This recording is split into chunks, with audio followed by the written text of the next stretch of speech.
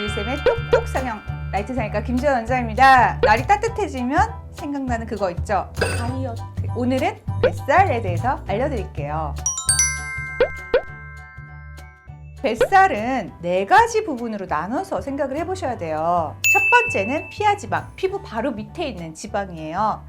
피하지방이 축적돼서 생긴 뱃살이 있고요. 두 번째는 피부가 늘어나서 생긴 뱃살이 있습니다. 세 번째는 근막이 늘어나서 생긴 뱃살, 네 번째는 내장 비만입니다. 그러면 뱃살의 형태는 어떻게 내가 알 수 있을까요? 본인이 100% 판단하는 건 쉽진 않아요.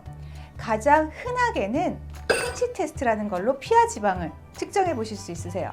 핀치, 찝어보는 거예요. 피부가 있으면 찝어서 찝힌 두께의 반이 내 피하지방의 두께라고 생각을 하는 거죠. 그래서 배를 이렇게 잡아봤을 때 두께가 4cm 이상이다. 그러면 피하지방 두께가 한쪽에 2cm 정도가 되는 거잖아요. 그러면 지방 흡입으로 좀 좋아지실 수 있습니다. 이거보다 얇으시다면 효과가 좀 아쉬우실 수 있으니까 그 점 감안하시고 지방 흡입을 생각해 보셔야 될 거고요.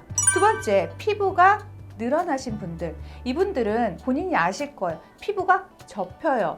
손으로 잡아봤을 때 두께가 그렇게 두꺼운 것 같지는 않은데 피부가 접혀요. 이런 분들은 피부만 걷어내면 라인이 확 살아나게 됩니다. 아무리 지방 흡입을 해도 소용이 없어요. 지방 흡입은 피부를 줄여주는 수술이 아니잖아요. 이런 분들의 특징은 서서히 살이 쪘다가 갑자기 단시간에 확 빼신 분들이에요. 세 번째, 근막이 늘어나서 뱃살이 있으신 분들은요, 전형적인 히스토리가 있으세요. 나는 아기를 출산했을 때 아기가 3kg 이상이었다, 아니면 출산 시에 몸무게가 굉장히 많이 쪘었다, 쌍둥이 임신이었다 라고 하시는 분들은 뱃속에 아이가 자라나는 과정에서 쑥쑥쑥 자라나니까 그 속도를 근막이 감당하지 못하고 확 늘어나 버린 거죠. 그러다 보니까 근막이 다시 조이려고 해도 별로 힘을 못 받는 거예요. 근막이 약하기 때문이죠. 물만 마셔도 배가 나온다라고 말씀하세요. 혹은 갑자기 살이 확 찌신 분들도 마찬가지예요. 살이 찌는 속도가 근막이 못 따라가면서 근막이 늘어나 버린 거죠. 늘어났는데 뱃살이 트듯이 근막도 이렇게 틀어지면서 늘어나서 결국 배를 해도 잘 줄어들지 않고 복부 운동을 해도 허리 라인 잘 나오지 않는, 복근이 잘 나오지 않는 상태가 되시는 거예요. 이런 분들은 근막 성형을 해드려야지 좋아지게 됩니다. 마지막으로 내장 비만이신 경우는요, 전형적으로 핀치 테스트라고 해서 잡아봤을 때 배는 진짜 남산만한데 잡히는 게 별로 없어요. 이게 내가 깊숙이 안 잡아서 그런가? 잡으시면 이거는 뱃속에 장기까지 잡으시는 거니까 아니에요.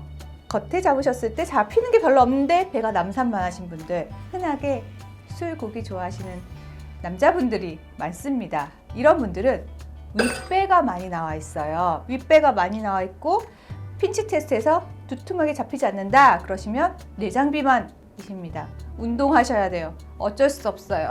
그러면 원인을 알았으니 해결을 해야죠. 피하지방 두께가 4cm 이상이시라면 지방 흡입을 첫 번째로 고려해 보실 만해요. 이때 지방이 있으면 있는 대로 다 지방 흡입을 한다. 아주 틀린 생각이고 아주 큰일 날 생각이에요. 피부가 감당할 수 있을 만큼만 지방 흡입을 해줘야 됩니다. 핀치 테스트를 해서 6cm, 10cm가 잡힐 수도 있어요. 그런데 피부가 탄력이 없다 그러면 과감하게 지방 흡입을 2단계 내지 3단계 혹은 그 이상으로 나눠서 소량씩 해야지 피부의 울퉁불퉁함이 적으실 거고요. 그리고 피부가 늘어진다, 갑자기 접혀요, 이런 얘기 안 하실 거예요. 그래서 핀치 테스트도 중요하지만 탄력 체크도 굉장히 중요하시게 됩니다. 잊지 마세요. 두 번째, 피부가 많이 늘어나신 분들은요, 운동을 하면 복근은 좀 보이는 것 같은데 바지 위로 피부가 접힌다, 바지 위로 뱃살이 접힌다, 출렁하고 접혀요 라고 하신다면 피부 절개를 생각을 해보시면 돼요. 피부만 절개하게 되면 특별히 박리나 이런 게 필요하지 않기 때문에 흉터도 훨씬 좋으시고 그리고 회복도 굉장히 빠르실 수 있어요. 하지만 이런 분들은 대부분 옆구리나 뒷구리 혹은 윗배 같은 데 부분적인 지방 축적이 함께 있을 수 있기 때문에 피부 제거와 함께 부분적인 지방 흡입을 꼭 같이 고려해 보시기 바래요. 세 번째, 근막이 늘어났다. 이런 분들은 근막 성형이 필요합니다. 근막을 조여줘야 돼요.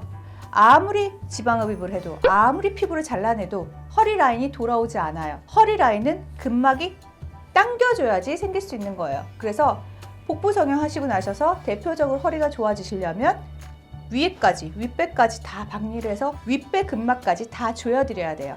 그러면 남산만하던 배가 쏙 들어가시고 없던 허리가 생기면서 모래시계 형태의 곡선을 되찾으실 수 있어요. 이때 혹시 임신 후에 아랫배 볼록만 심하다라고 하시면 근막성형을 아래쪽만 진행할 수 있어요.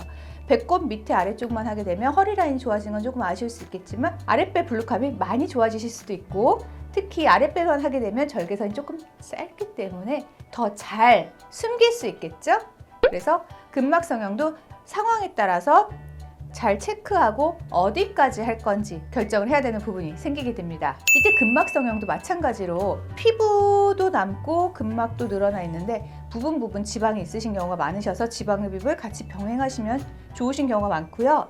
한 가지 전체 복부 성형이라고 해서 윗배까지 다 근막을 조여주는 성형술을 하게 되면요, 배꼽을 다시 만들어 드려야 되는 경우가 많아요. 이때 참외 배꼽, 못생긴 배꼽 다시 이효리 배꼽으로 만들어 드릴 수 있으니까 이것도 큰 장점 중에 하나겠죠? 길고 쏙 패인 예쁜 배꼽 여러분도 가지실 수 있습니다. 마지막으로 내장 지방이신 분들은 아까 말씀드렸다시피 방법이 없어요. 운동하셔야 돼요. 유산소 하셔야 돼요. 그런데 여기에는 한 가지 문제점이 있으니, 내장 지방이 있으신 분들은 대부분 척추 후만증이나 전만증이 있으신 경우가 많아요. 정렬이 틀어지면서 내장 지방 때문에 배만 나오는 게 아니라 허리가 아파지세요. 그래서 운동하는데 내가 몰라서 안 하나? 내가 싫어서 안 하나? 허리가 아프니까 못하지? 라고 하시는 분들 계세요. 그러면 이럴 때는 등 쪽에 지방흡입을 해준다거나 배 쪽에 지방량이 작지만 소량이라도 지방흡입을 해주시면 무게가 조금 줄어들면서 조금 더 편안하게 운동을 하실 수 있어요. 즉 운동을 좀 더 편안하게 하실 수 있도록 하기 위해서 지방흡입을 고려해 보시는 것을 추천드립니다. 배 나왔다고 다 똑같은 배 아니에요. 피부배, 지방배, 근막배, 내장지방배까지 다 따로 있으니까 잘 결정하셔야지 효과를 제대로 느끼실 수 있을 거예요.